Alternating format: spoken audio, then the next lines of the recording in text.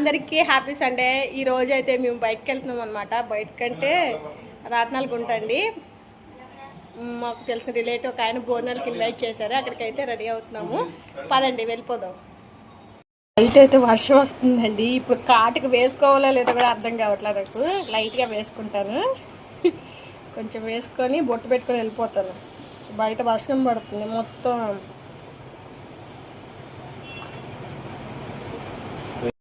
భోజనాలు అని అయితే చెప్పాను కానీ ఇంతకీ ఏం ఫంక్షన్ నాకైతే తెలియదండి. అక్కడికి వెళ్ళే వరకు తెలియదు అనమాట. చూడాలి, మీరు కూడా నాతో పాటే చూసి.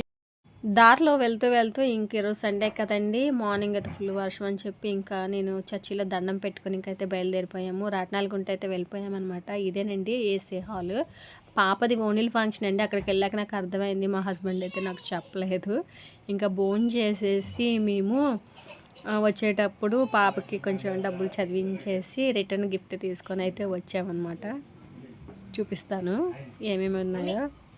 దీనిలో స్వీట్, కొంచెం హాట్ను, టీ కప్స్ ఇచ్చారండి. Okay, bye bye.